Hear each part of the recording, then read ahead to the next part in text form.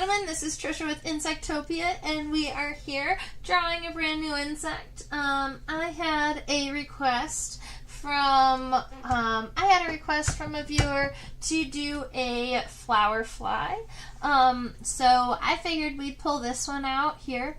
One of the really cool things about this individual is it looks more like a bee or wasp than a lot of other flower flies do. Even though many flower flies are bee and wasp mimics, I find that the body shape of this one and the colors and the markings specifically on the thorax,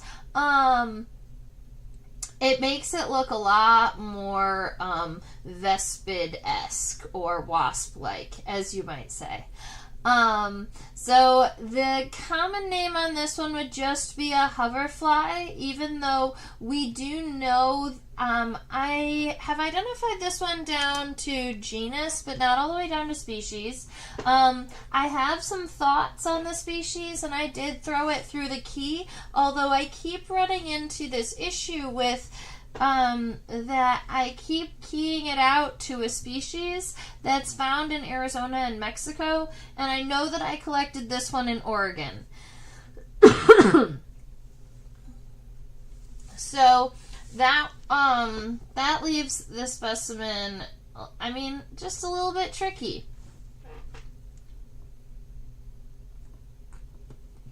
So, flower flies are an entire family of fly. So, the scientific name for the family is going to be Syrphidae. You'll hear me refer to them as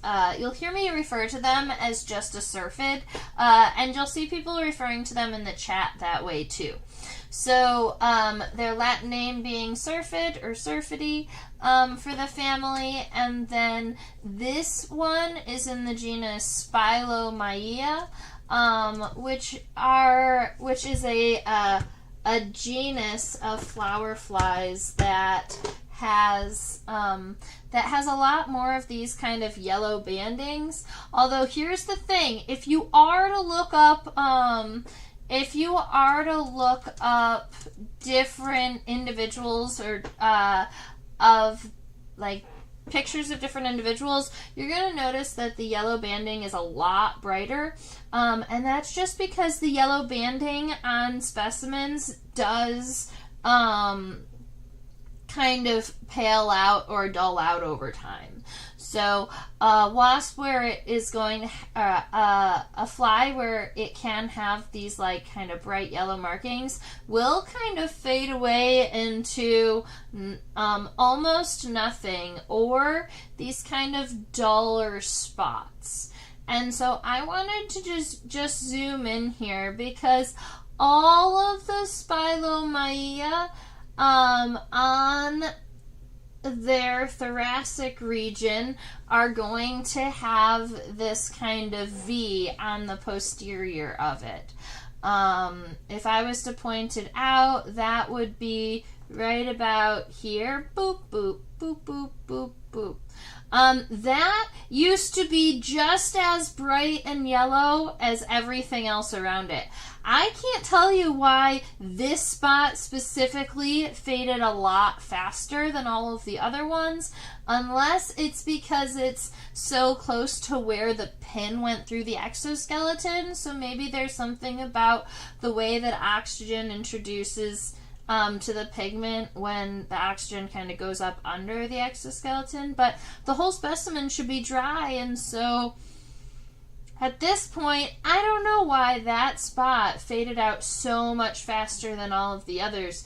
But now that I've pointed it out, I hope that you can see that it is there. So here's some things that I've been observing about this fly as I was trying to identify it to... I did try to identify it to species for us.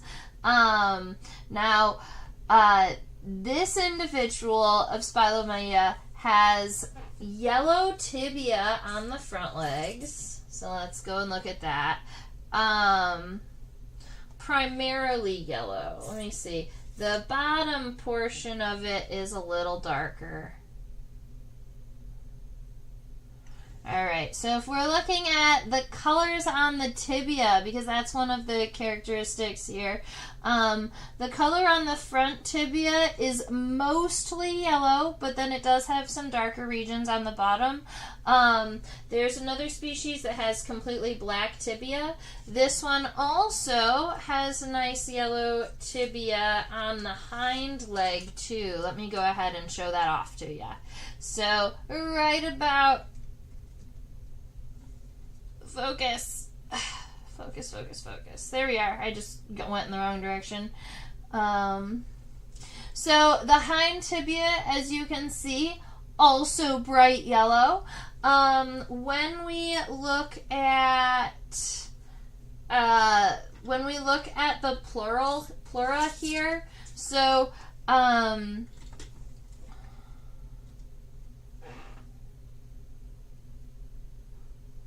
let's go ahead and get you some words really quick. So, oh, actually, this is kind of fun.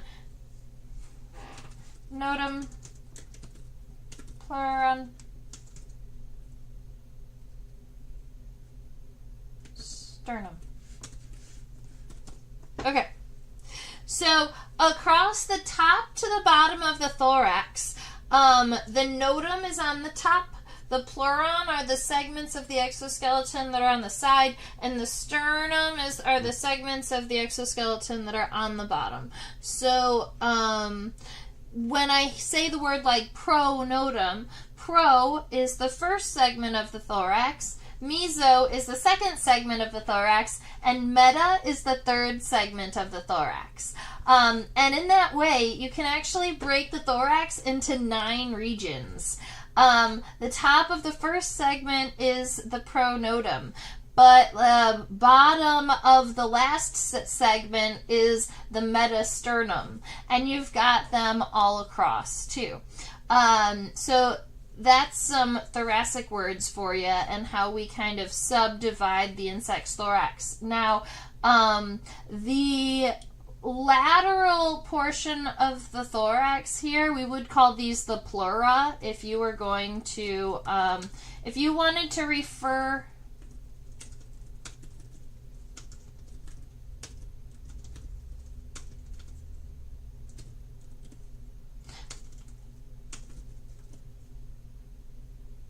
that looks better. For some reason, I have just lost the spelling of that word, but I think that we've got it. I think that we got it back. This is good. So the pleura is going to be a the pleura is the what do we call that? The like multiples. It's the word for multiple pleuron. Anyway, so when we're looking at the pleura here across the side of the thorax of this individual, I would personally define those as black pleura with yellow spots. Some of these species within this genus have completely yellow pleura, and there are a good number of them where the yellow banding on the pleura goes all the way, and like they match one another, and they create this kind of stripe all the way to the back of the abdomen. But in this case, you can see that there are these like kind of black subdivisions in between the spots in the pleura, which is also one of those characteristics that they use to identify it. So outside of all of that, the color on the tibia and outside of the color on the tibia and the coloration on the pleura, the other thing that they look at is the striping on the second abdominal segment here, and whether or not that yellow band goes all the way across. And it's pretty obvious on our specimen that it does go all the way across, and a lot of them don't. A lot of them have a break in the middle.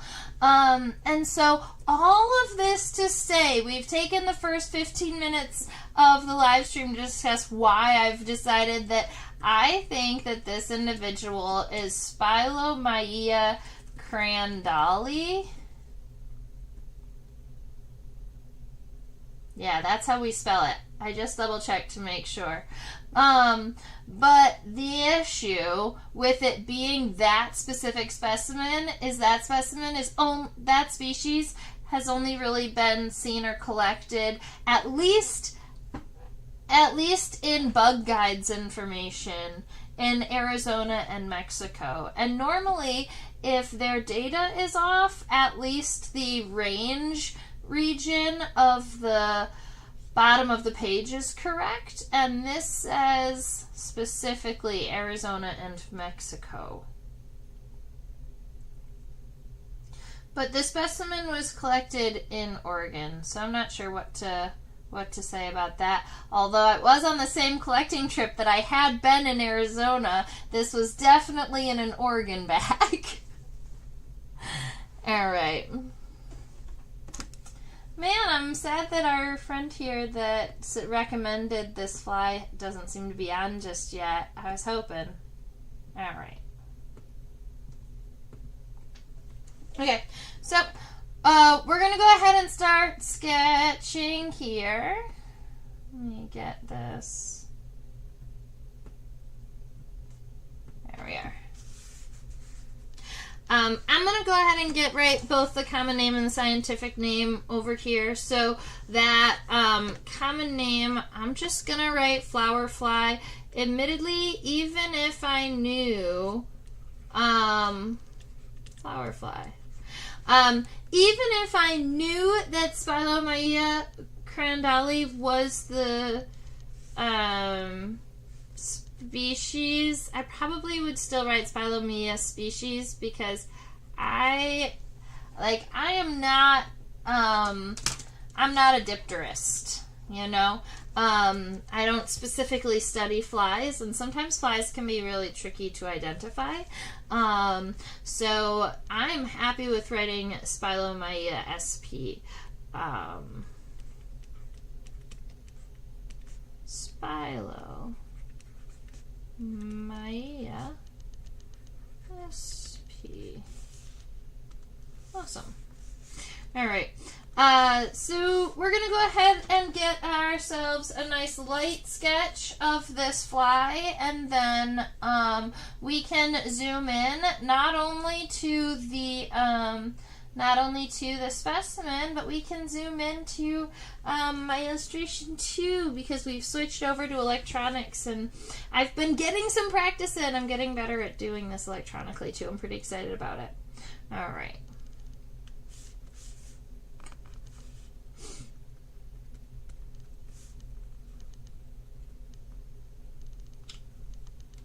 Perfect. All right, so you know me, I like to get a first really light sketch in before we get some of those solid lines all figured out, and because I'm doing this electronically nowadays, I do my kind of light sketchy lines in orange, and then I switch over to black. So we're gonna use this color today. I'm thinking, yeah, that'll be great.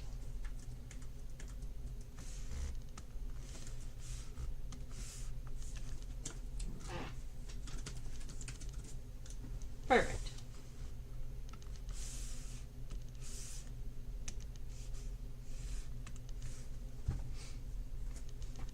All right.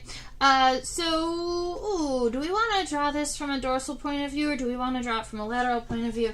I really kind of wanted to draw this fly laterally because I think that the pleura are really cool, and I also really like there's a femoral spine on the hind leg that I think is going to be really cool to draw from a lateral perspective. Plus, I really like the head from the side and the antenna. We're going to draw this laterally rather than dorsally. Look how cool it is. The abdomen is a little bit caved in, and that's something that's naturally going to happen on a number of fly specimens.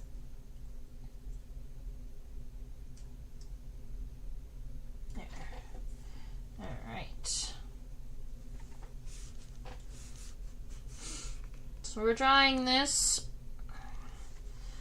way. So I'm just going to I'm changing mine so that I can draw it a little bit forward facing and move left to right this time. Now with the head, the shape of the head here very much reminds me of the back of it is almost straight, but the bottom is kind of shifted forward. So in this case, I would go something like this for the back of the head here. And then the front of the head, keep in mind, we're going to make this almost D-shaped, but I want the letter D to be kind of heavier on the bottom. So kind of coming down like this, but then once you get there, it's going to be a little bit heavy down here, and that's just because we've got some mouth parts hanging out, and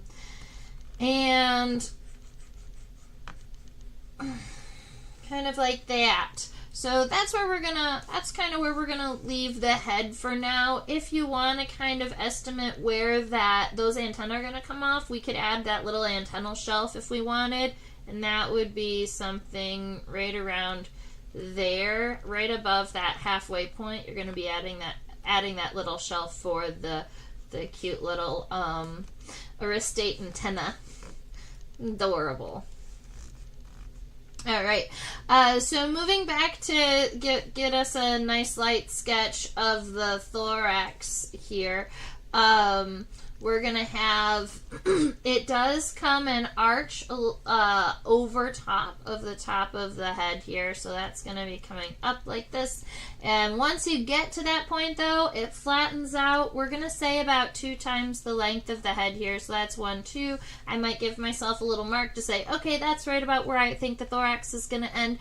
And that line, I'm just going to give myself like an up-down kind of a horizontal line here for the division of the thorax. At least this is where I'm going to end kind of the natural region of the is where I'm going to end most of the thorax. The reason why I was hesitant there is because in addition to this, you're also going to be adding, like, there is going to be a scutellum that comes off of the back of this shape.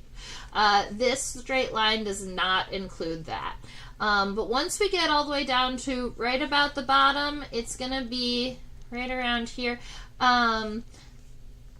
It's going to be just about at the bottom of the head, but maybe a little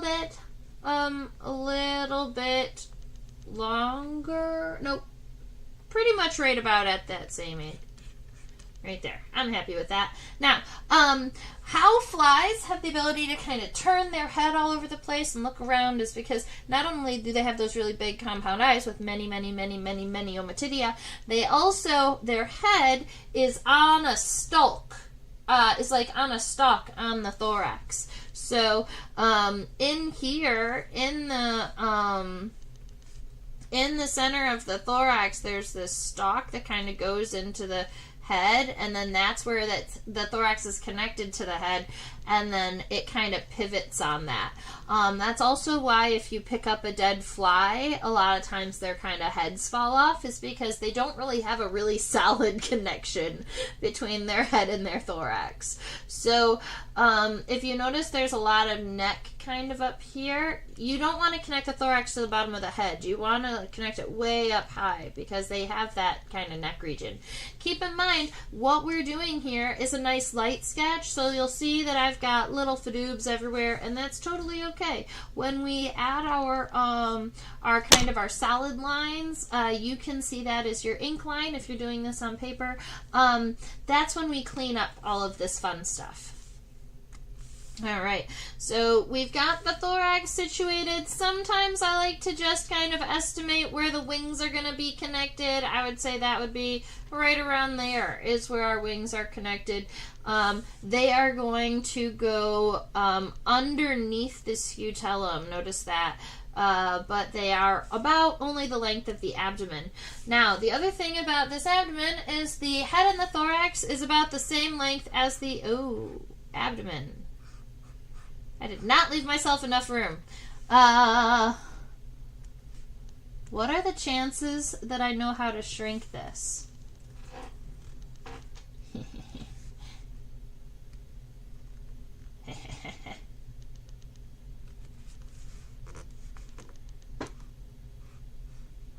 Perfect.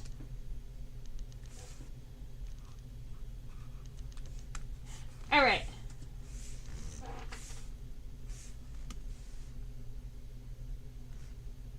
How do I get it back? There we are. Okay.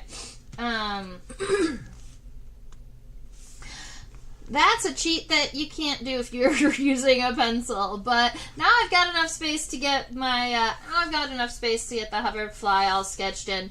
The abdomen is going to be approximately the length as the head and the thorax combined. So if I said, all right, the head and the thorax is right about this length, I would keep my fingers at that same distance, allow my paper to kind of slide in the correct direction, and then mark kind of where the abdomen is going to be, and then I'm going to create that nice arched abdomen all the way down to right around that point there. So the abdomen should be connected to the bottom of the thorax and then right kind of underneath the scutellum here. So that's where the abdomen connects in. But notice that the top of the abdomen kind of arches down. So we want that to kind of come in. We don't want the abdomen to go as high as the thorax. It doesn't arch that high. So it's going to kind of come up, go on down to right about where we had said that should be about where the abdomen is. And then the bottom also is angled up, kind of like that. We are going to be going back and adding all of the fun details and things. Let me clean up a couple of those dots. All right. The other thing that we could separate the abdomen by segments, but we'll just come back and do that at a minute. So this right here is the head to the thorax combined. I'd say that looks pretty close to having all of our sizes correct, at least to give you an idea of what we're looking at.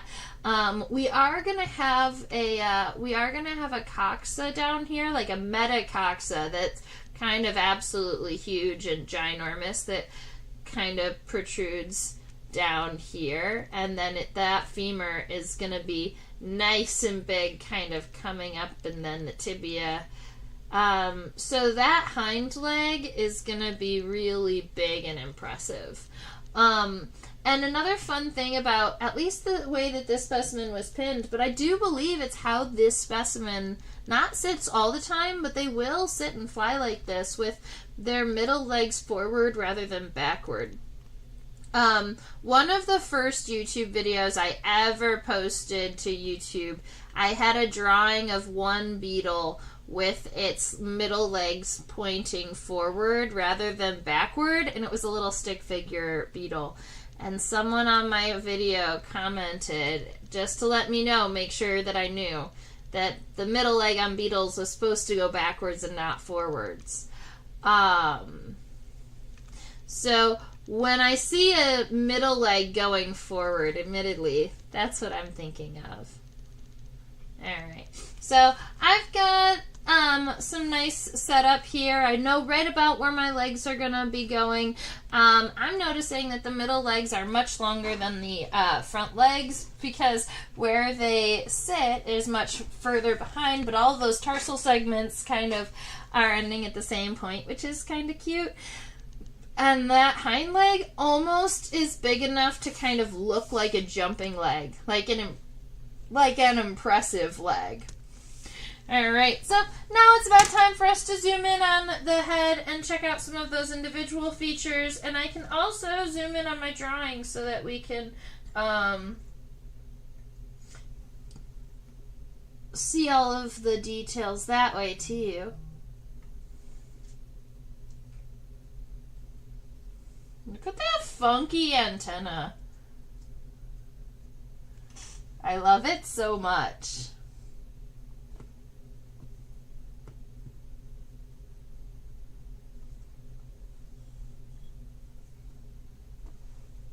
Okay.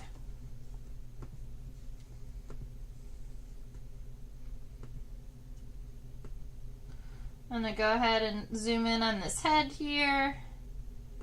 Boop, boop, boop, boop, boop. Boop, boop, boop, boop, boop, boop. There it is. Cool.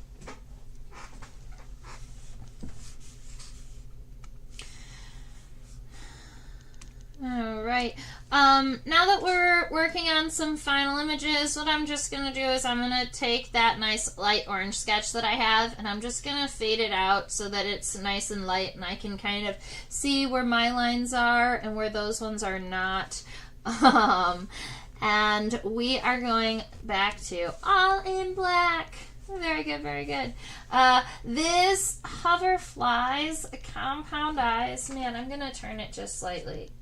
I thought that it was even, but the right eye and the left eye of the lens see slightly different images. And the camera looks through the left lens and I look through the right lens. There, much better.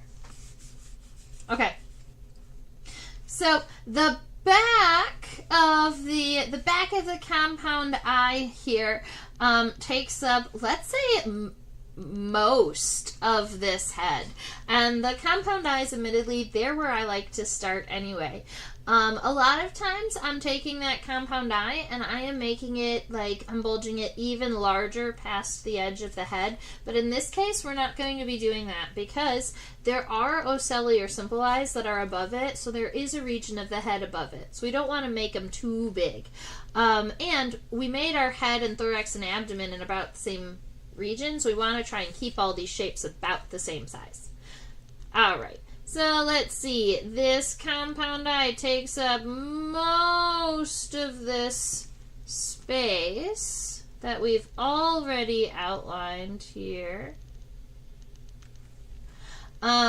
With kind of the most forward-facing portion of that compound eye right about underneath that ledge there, and that's where the compound eye starts to kind of curve back.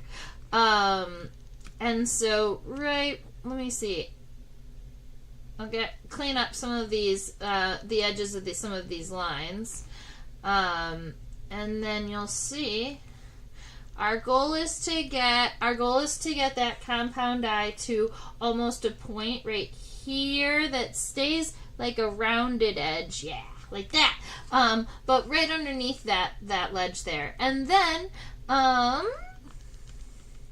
I like to cross-hatch within the compound eyes. Now, cross-hatching at this zoomed in, you're going to see all of my fadoobs, but we're going to go in diagonal lines in both directions to give all of those little individual lenses of the fly. Now, those individual lenses within the compound eye, those are called ommatidia. That's a fun word. It has 2 M's. And if you were referring to just one of the lenses within a compound eye, that is an ommatidium.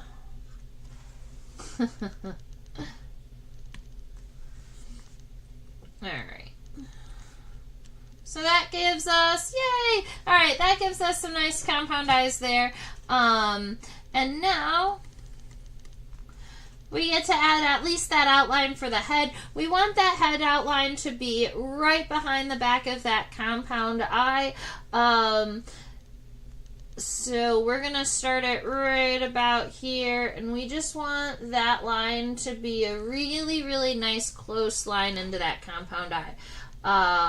Now, at this point, I do want to kind of come up just a little bit. That's honestly just a little bit of depth for the head so that I'm going to be able to add the individual ommatidia up there. And then from this point, we're going to round this head down into where we've got that hill or that ledge on the head. That ledge on the head is the furthest pointing forward space. So when we come back down, I just want to make sure that it does slightly come down towards the compound eye a little bit. Once you get really close to the bottom edge of the compound eye, we're going to go out just a tiny bit. That's just to leave room for some mouth parts. And then I'd like you to pay close attention to the shape of the bottom of the head here. It's kind of squared off. So instead of being so round like this, we're going to change some shape. We're going to change some shapes. So this comes in at this angle, and then we're going to go flat across the bottom of the head here. It's going to feel funky. I don't like that line. Yeah, like that.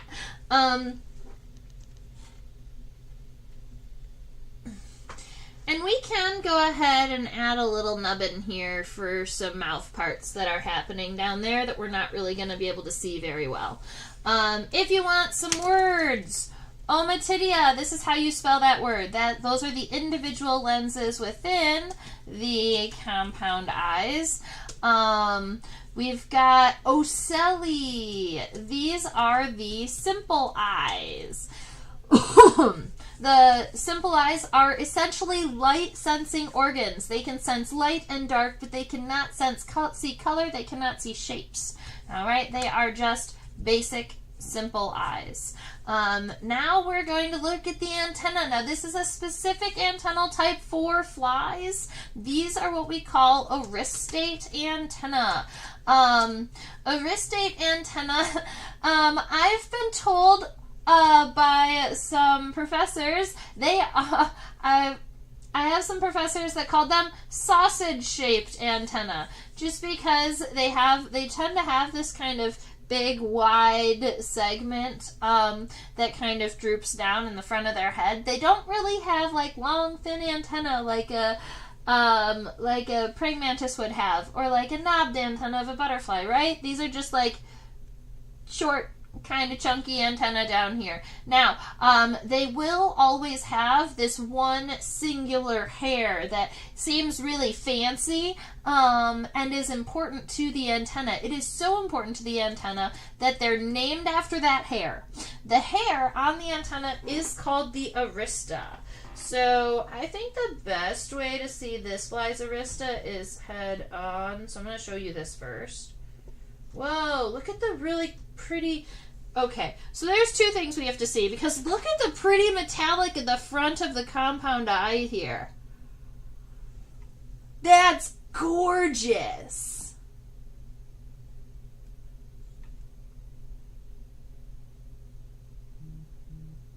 Wow.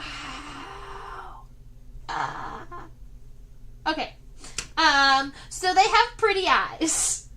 And other than that, you see they've got these really kind of fat, wide antennal types with those hairs coming off of them. They almost look like whiskers. Those are arista. And that is a nice head-on view of the antenna. But because we are not drawing our specimen head-on, I'm just going to go ahead and turn them off to the side. We're going to zoom in. We're going to check out some of the individual segments of these antennae, and we're going to sketch them. Now, a lot of times when we are discussing antenna, we are discussing the scape, the pedicel, and the flagellum. The scape, the pedicel, and the flagellum, these are segments of the antenna. The first, second versus third. Or first, second versus the rest of them. But in the case of flies, they only have a 3-segmented antenna. Fun enough. So, coming right off at the top of that hill there, we need to make sure that this fly has one square-like scape that is angled in a downward direction, kind of like this. We've got a scape. I do want to make sure that the end of the scape ends at kind of a diagonal, meaning the top line has to be a little bit longer than the bottom, so you've got that angle here. After that, the pedicel, this is going to be that triangular segment. It's coming out from here, and it makes the it makes the antenna a little bit wider like this. And then after the pedicel, we get the flagellum. This is that third segment of the antenna. It's kind of this really knobbed ball-like segment on the end, kind of like, but less like that and more like,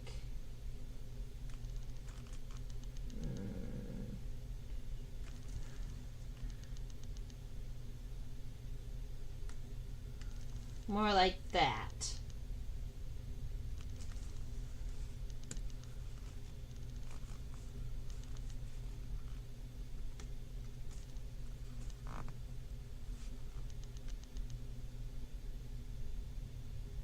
Perfect. Okay, so after we get that aristate antenna all sorted, now we can get that arista in there. That's that one individual hair coming off of that third segment. Now, sometimes this hair, it honestly, it depends on what fly you're looking at, because sometimes this hair is more like a plume, like a moth antenna. And sometimes it's thin like this. And sometimes it's a plume, but it has like a bare bristly end. So there can be all different forms of the arista, and that's honestly one of the reasons why it has its own name and why it's so important, is it's because, you know, there is some variety within flies, and that makes it an easier characteristic to help you identify than like thoracic segments, which is tricky. Alright, this is the view of the ocelli from the side. Keep in mind there are 3 of them, but there are only going to be 2 visible on your fly. From the top, they're going to be in a diamond shape, but from a lateral perspective, it's just going to look like there's one kind of closer, and there's one kind of right at the edge of the head here. So that's kind of what that's what that's going to look like. We've got 2 ocelli visible from the lateral. And they're itty bitty, teeny tiny friends.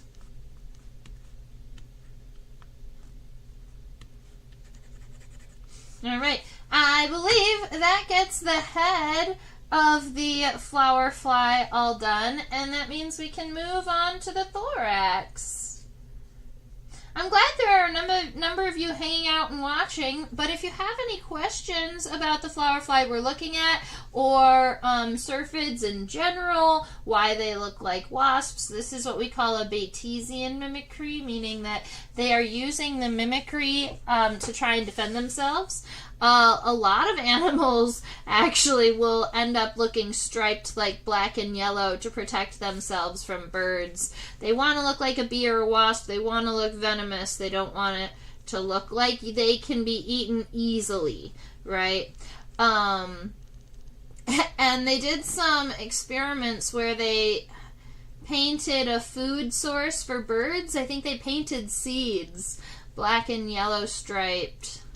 And they left some of them just black. And they noticed that even like bird food, if it is black and yellow striped, they're not gonna want to eat them. How fun is that? Alright, I've got the entire thorax sketch all lined up in my view here now. Let's go ahead and look at what we are looking at. Now, the pronotum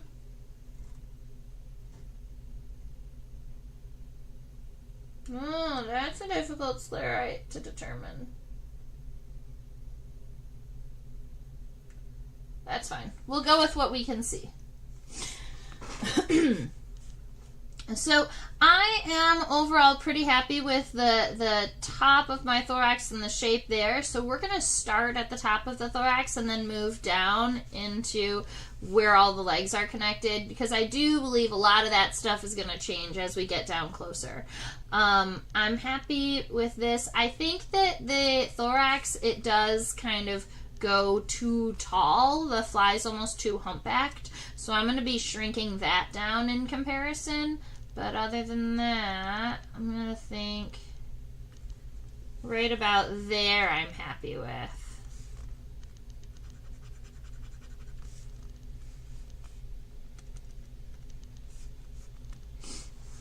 Okay. Now let's see. I'm gonna take this line vertical, but I'm only gonna take it about 2/3 of the way down, because I started noticing that that coxa starts really high in comparison to where I put it, because the end of the coxa ends right about here. So we're going to have to kind of bump everything up just a little bit to make that fit. So I pulled up the back of the thorax here, and then what I'm going to do is I'm going to take this, and I think what I'm going to do is I'm going to aim for in between, yeah, right about here. In between the first and the second pairs of legs, there's a point in the pleuron that is like pointed and a little bit lower. I'm thinking that that's the mesopleuron, which means it's the pleuron in the middle part of the thorax, because it's where that second leg looks connected. And so from here, I'm going to create a convex line that cuts down to that point. And then that's going to give that extra space for the hind coxa and the mesocoxa to connect. So after this point here, this is where I'm going to start cutting up and forward for the head here. Even more than that. Yeah. So that's going to be more of the shape for the thorax here if we're not adding the legs. Because the legs and the leg connective kind of pieces take up a lot of space down here. All right. I love that little scutellum back there. I'm going to give you that word. All right. I love the little scutellum back there. It's that little triangular piece on the back of the thorax, but in between the wings. There is a little kind of divot from where the thorax ends and where the scutellum begins. So that comes down like this, and then it kind of arches back up and then comes out and then down and is roundy. That's cute. We love that. I think that it's a little too pointed at the end. But other than that, we're going to fix that right now. Cool. Alright, so that's that little scutellum there. The wings are going to be going out from underneath that point. So now let's look at, I think what's going to be good is...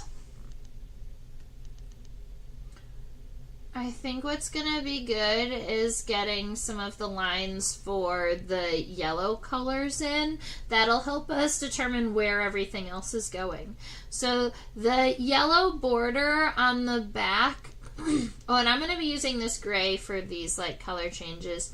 The yellow on the back here is only a band across the bottom of the scutellum. The top and the middle of the scutellum is actually a pretty dark black coloration. Here at the top of the top of the thorax here, this is where you've got that kind of triangular piece that all of the flies in this genus Spilomyia have. So we want to make sure that that guy ends up in there. And then we've also got this kind of U-shaped circular coloration. This is where I would probably call that the mesonotum. It could be the metanotum, depending on... They actually might be comboed. But let's see. Alright, this here, nice and thin towards the beginning, but it gets kind of wide down to that little triangular piece. Now that we've got this in, we know that the wings are going to be coming out a little bit lower. We've got a little yellow spot kind of right around there. That is actually on the very end of this sclerite here. So let's get that sclerite in. It starts up here comes down, kind of touches there, and then it swoops forward like this. We have a yellow triangular guy kind of over here, and then another one underneath him. Awesome. And then this is right about where the wing is. We've got this spot here, kind of wide, goes down. All right. But a lot of these segments in the thoracic region, they are black with yellow spotting rather than yellow the whole way. So that's why I feel the need to kind of add these colorations rather than like assume that it's yellow where the whole thing is yellow. All right, so those are going to be the big spots that I'm going to worry about here. And then the wings themselves are going to be right about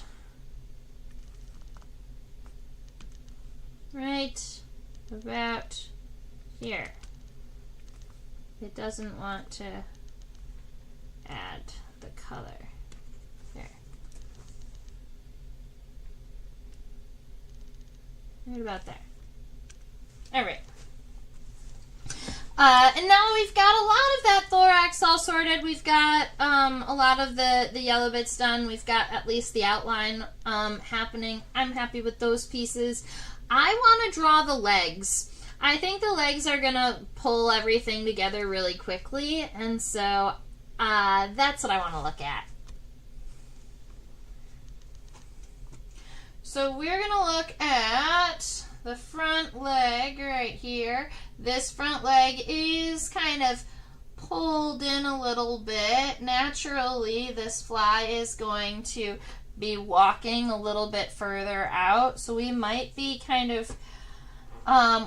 about to manipulate the legs in our drawing just a little bit, but let me give you some words.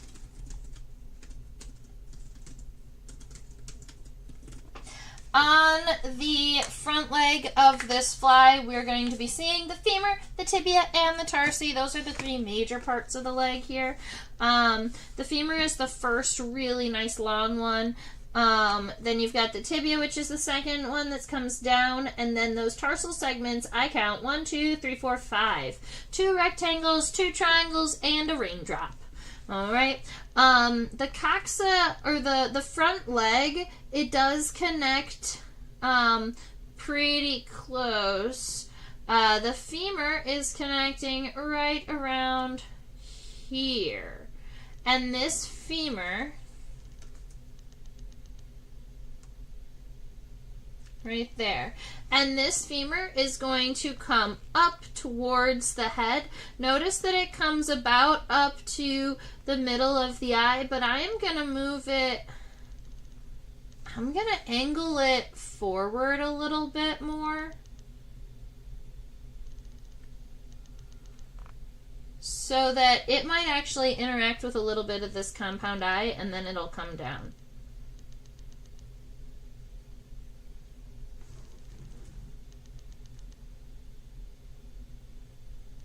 Yeah. Alright, so I'm going to have to erase some of this here, but that's going to be okay. I want this femur to come up and in front of the head just a little bit so that it looks like it's walking. Rather than I don't want it to look dead. Alright, so we've got that femur kind of moving forward. I think that it is about the same length. Honestly, it might be a little bit too long, which is sad because I've already erased bits of the eye, but we'll fix that right now.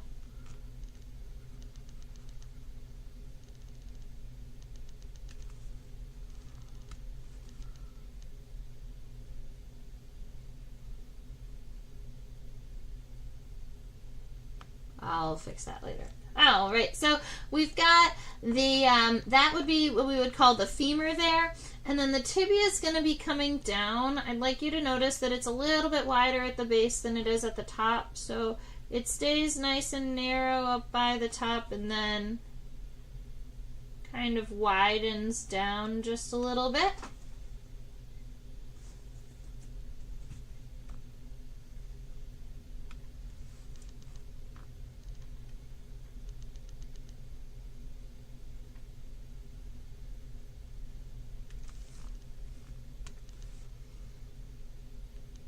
Okay. Alright, that's our tibia, and I'm sticking to it. Except that the back should be a little longer than the front, so we're going to invert that. Yeah!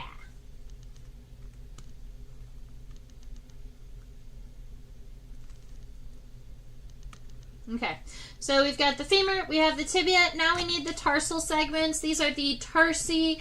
I'm amused that the tarsi are so long that they are about the same length as the tibia here. So you can use that as a measurement if you would like. They do get a little bit narrower towards the end, but that first segment is kind of a square-like.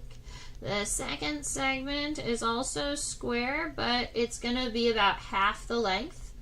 The first triangle is about the same as the second segment, and the second triangle is even smaller than the first one. And then at the very end, you get that raindrop segment with the little tarsal claws. And so those are going to be your 5 tarsal segments, and if you compare them up to the tibia, they should be approximately the same length. And that's going to be our first leg. Now, admittedly, this leg could have a little bit of a coxa or a trochanter, because you see where this leg kind of connects to the base of the body here? How this leg would work is there would have to be, right here at that widest point, that comes here and connects to the thorax. So you've got a little bit of a segment. You've got a little bit of a segment that you would see here. I'm not sure if we're gonna be drawing over that with the middle leg, but that segment does exist. All right, let's look at the middle leg.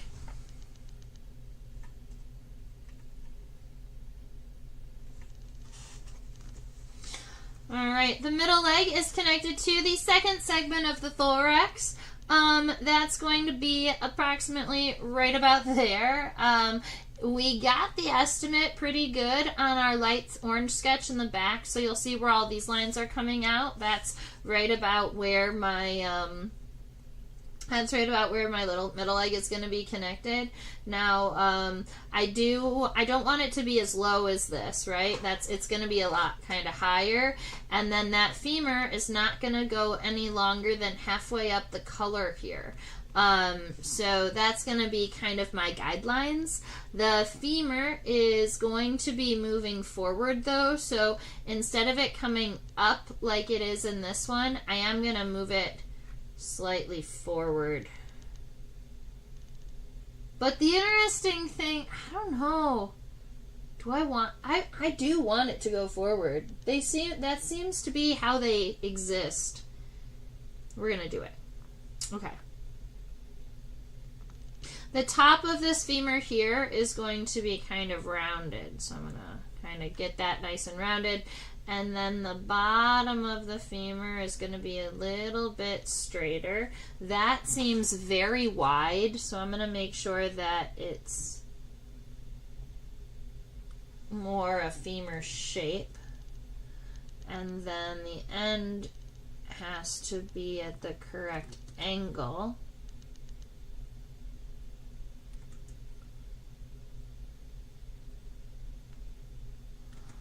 Alright, we're going to try this again. I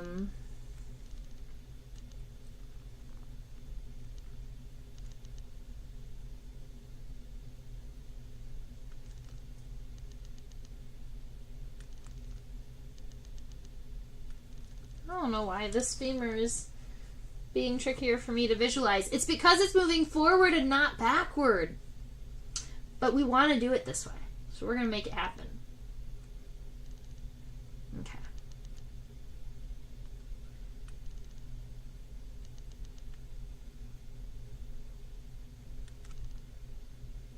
Just need to make smaller.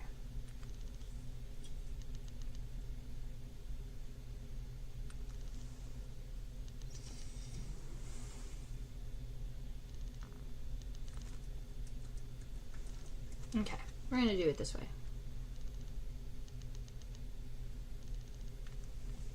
Way forward? No.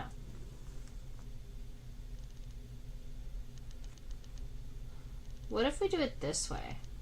Maybe the femur is going to go straight up.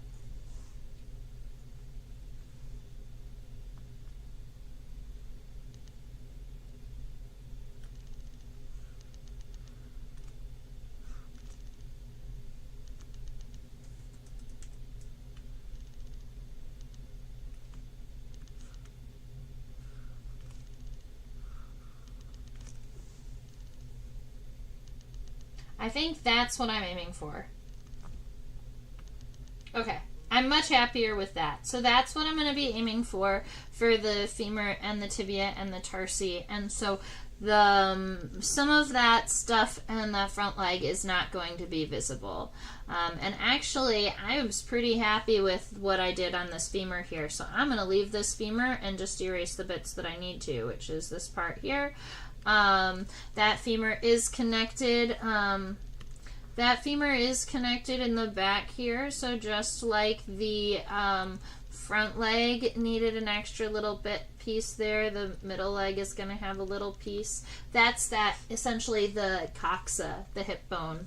The tibia is nice and thin and nice and long and almost longer than the femur on this middle leg, so make sure that we've got that nice long tibia sorted.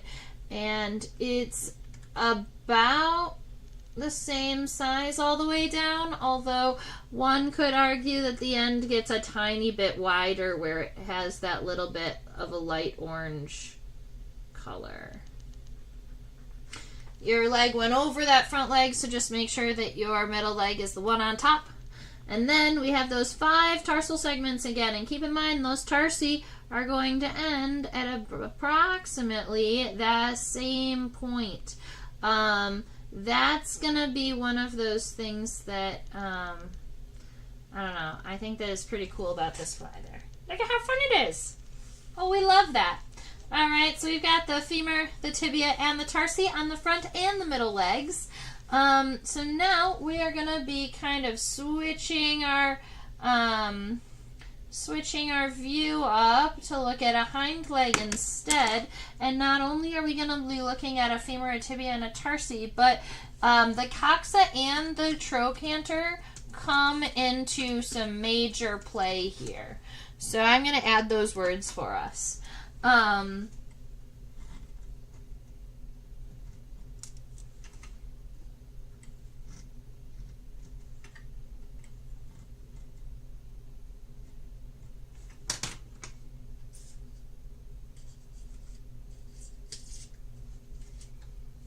I have to look at a thing before we start this conversation. I have to determine where the coxa and the trochanter are. There it is. Okay. So it was not incredibly obvious from a lateral perspective, so this is the reason why I turned it to a lateral view just like this.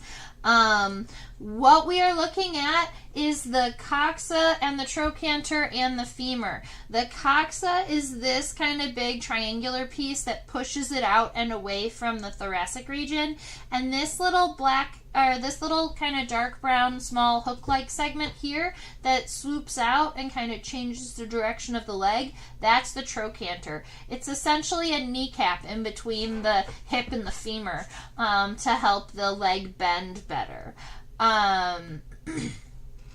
And from a lateral perspective, we're not going to be able to see the trochanter most of the time because it is so small and on the bottom. And that's why I had to flip the specimen over. now that I see it, now that I saw it from that end, I can just barely see it on the bottom of the femur. But I think that it was important for me to change that perspective so that you could see it too. Now, I'm going to see if I can change the angle of this so that we can see the entire, yes, the entire leg in focus at one time. We did it. Look at that femoral spine. It's so cool.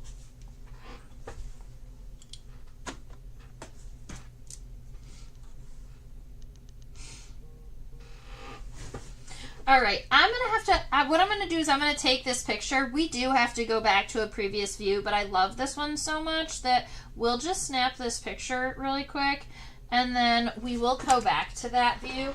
The issue is that I need to see this specimen from the lateral to see how that coxa and the stuff is all kind of connected. So we're going to look at it this way first. Cool.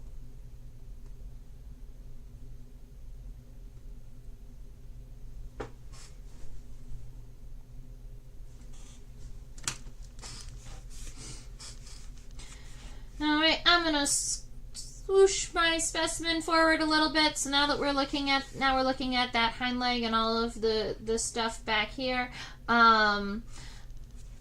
I would like us to notice that there is another, there is kind of another segment in here before you get to the coxa, and I do believe that this is the third segment of the thorax, and is the reason why I wasn't sure if we would call that a meso or a metanotum. I think it's the mesonotum. I don't think it has a metanotum.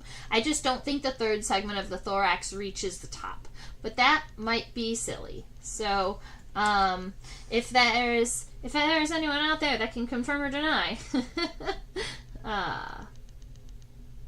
All right. So there is this third segment of the thorax, and it starts right here at this corner, and it comes down to right about even with the bottom of the coxa of the middle leg, which you can tell because that'll be the bottom of the middle leg. Right? So we're going to come all the way down to right around there, and then we're going to turn back up. Right? That's going to be the last segment of the thorax. And it might, I think that it needs to come up stronger. Maybe not.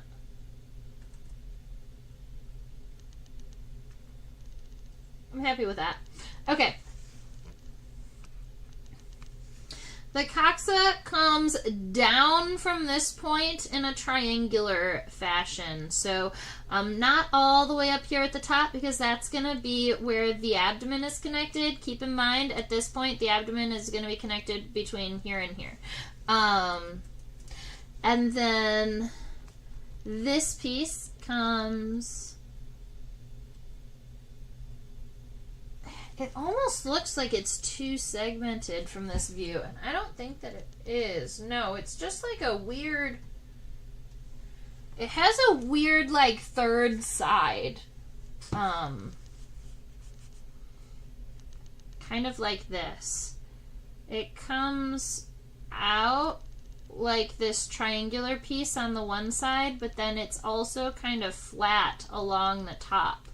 So it almost comes out in this like pyramid type shape. And then the trochanter, it swoops on the underside of the femur, but it just kind of cups the bottom of the femur like this. And then the femur is actually connected here to the trochanter. So this,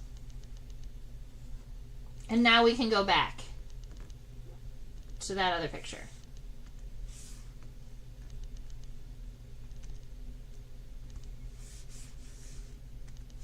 Okay, so now for this guy here, the femur comes up from the trochanter. You can see that very clearly from this image. It was a little bit trickier to see it from the other angle. but it's coming up from here. It's going to come up. We have the approximate length of the femur, and I was actually pretty happy with that when I was looking at it overall. So we're going to take that length and bring it down to the trochanter. I want it to be a little bit more angled. Ooh, that's less angled. That's less angled. What's happening? Oh, I turned my screen.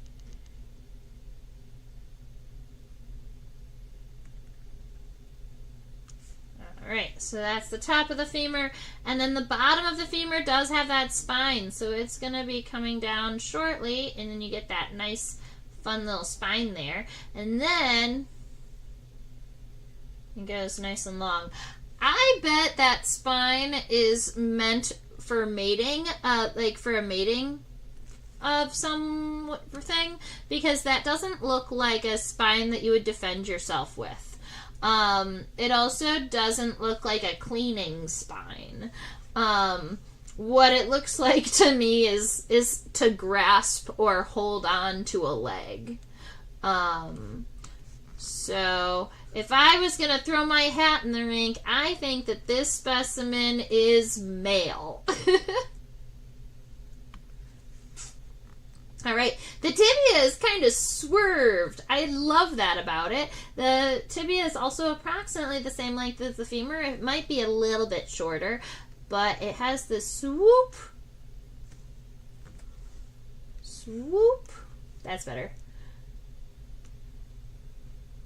Wow, that was a wonky swoop. Well, no. All right, we got this. We got this. Alright, something like that. And then it's going to come back together at the end. We had to pick one line and modify it. So that's what we're doing.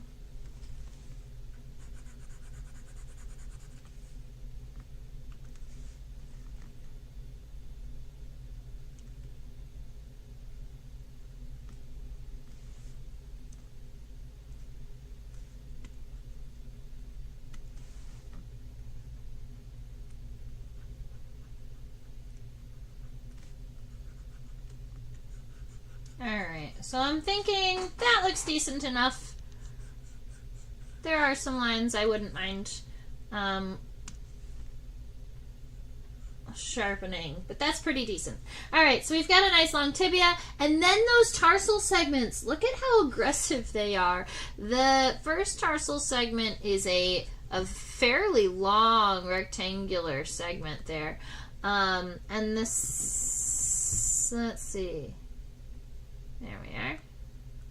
And then the second one is about half that length. Then we've got kind of that triangular segment and another triangular segment, and then the raindrop with the claw. Oh, I'm so happy with how this fly is turning out. He's so cool. Awesome. All right, so now we've got all of those legs sorted. We have the front leg, the middle leg, and the hind leg.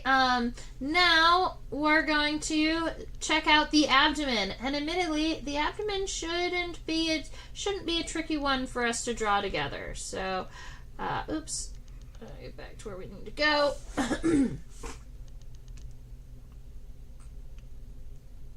All right, new image.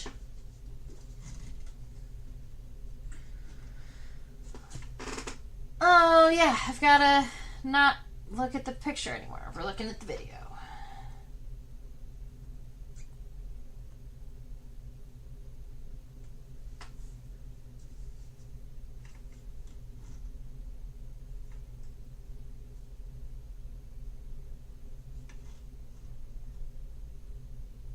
One, two, three, four, and then possibly 5. I think we're looking at 5 segments, and admittedly, it's... Oh, you know what? We do have to draw that... we have to draw the haltere, too. We'll be drawing that also when we draw the abdomen in. Okay.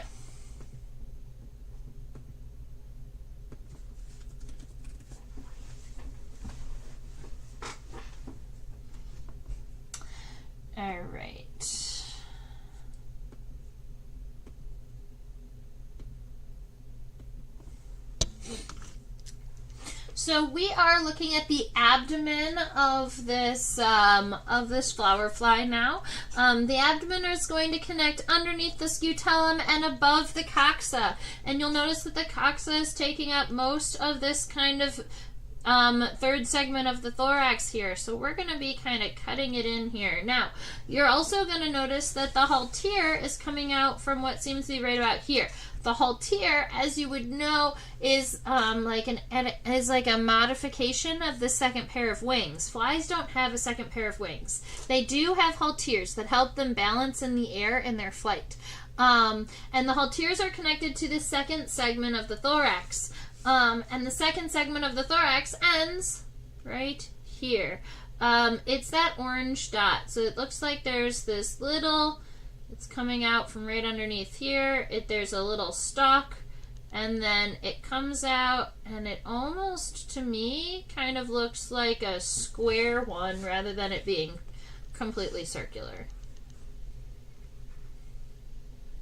Okay. I am going to switch back over to my light sketch really quick because I want to kind of subdivide. I'm going to darken these lines up too a little bit. I want to subdivide this abdomen to the right number of segments, and I'm going to do that with my light sketches first. So I'm seeing about 5. Those are 1 right about here, 2 right at the end of the femur, right about here, 3,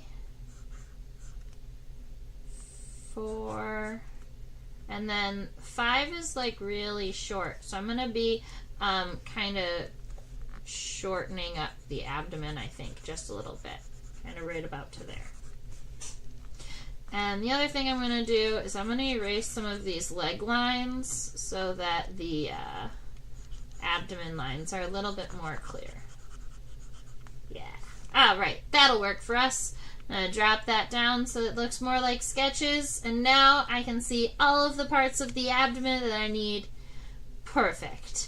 Now, we said that that first segment of the abdomen is connected underneath the scutellum and above this coxa here. So that's going to look like this. And you're going to have that arch, and we're going to be arching to that same spot, but it's starting a little bit higher. So it's going to look, the fly is going to look pretty skinny before it gets kind of chonky again. But it's going to kind of come up.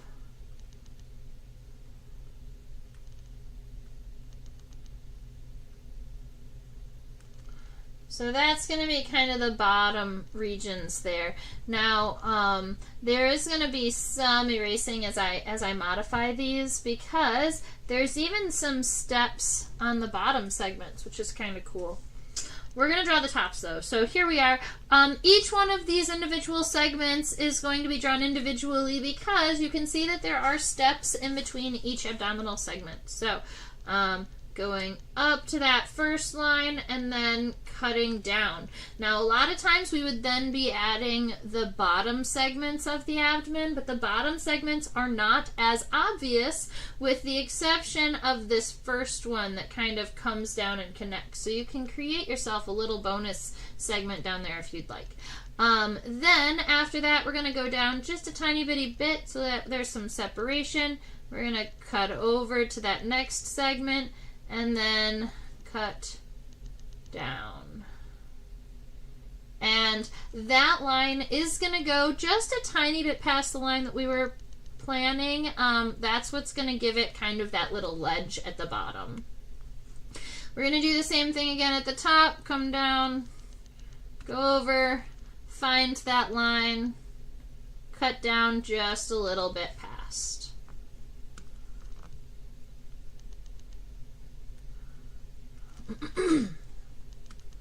All right, the next one is kind of this huge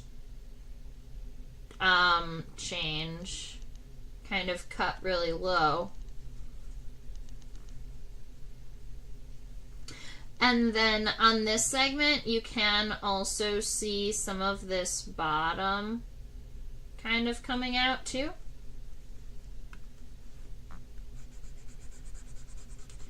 And then at the very, very end, there is some craziness happening, but what it looks like from a lateral perspective is essentially just a rounded segment at the end.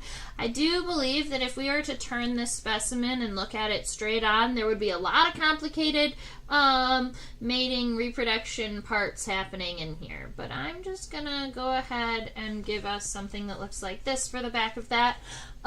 What we can also do now is give ourselves those kind of light gray lines for the yellow striping on the abdomen too, just like we had in here for the thorax. So starting on the back, I'm just going to outline kind of where the black lines are. Because then everything else, you know, is yellow. So that's going to look something like this. We've got this last one.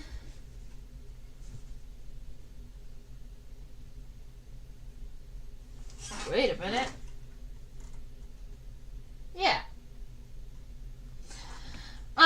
This last segment here actually has two stripes on it. So you've got this black band here, and then you've got another one right around here. Okay. The next one coming up. One of the things about this wasp that we're drawing in particular is that the yellow banding does go all the way across the abdomen on all of the segments except for the first one. And I would say most of the specimens that I saw of this genus, the striping was broken along the center line on most of the species.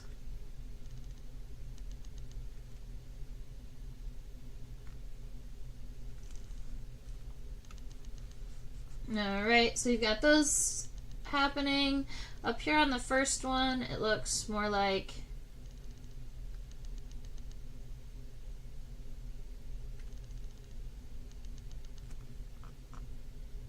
this, which is kind of cool.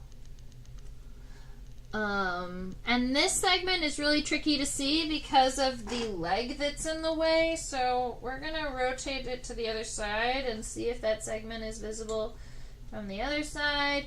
It honestly, for me, it just looks like it's going to be a kind of a straight bar, so that's along the bottom side here. It looks a little bit like this, and it does kind of widen out at the end. Okay.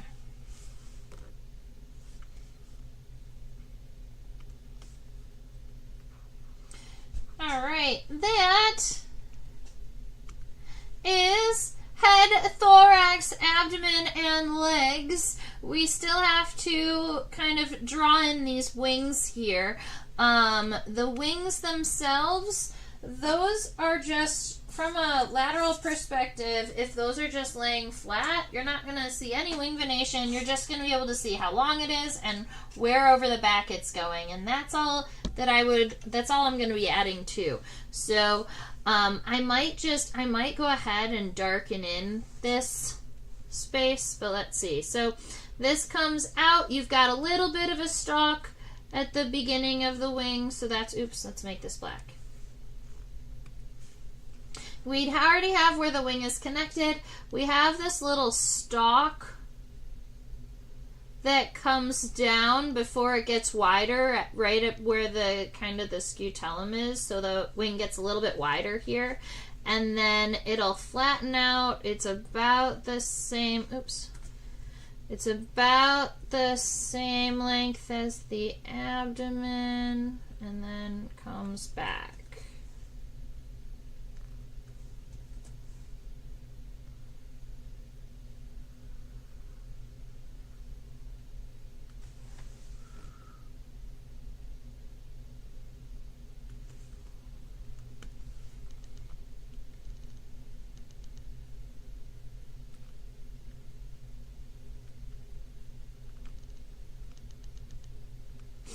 All right.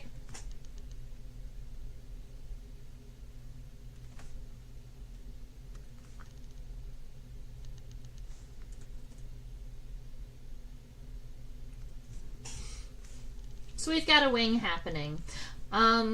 If I wanted, I could do something silly. Like, if I wanted, I could do something silly, like fill in this wing here. Let me see if I can do something fun.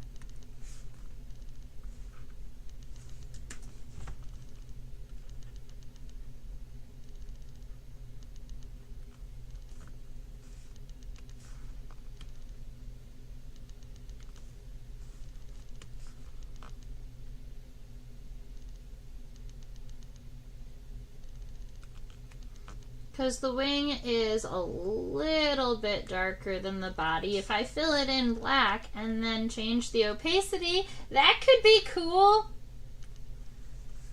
And then maybe go back and outline it.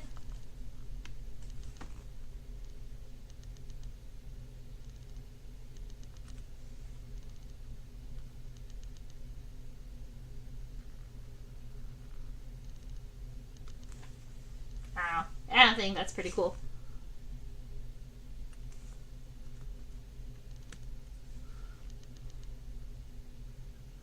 Because I like to shade my wings in a little bit to make them look like they exist.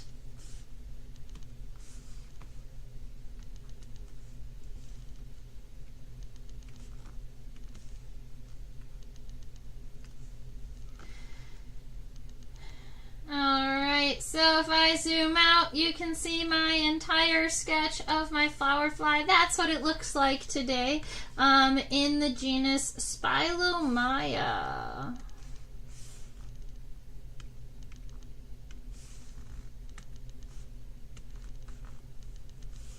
There.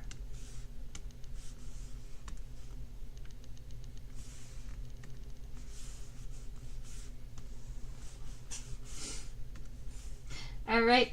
I hope that you all had a fabulous time. I hope that you all have a happy holiday season. Merry Christmas if you celebrate it.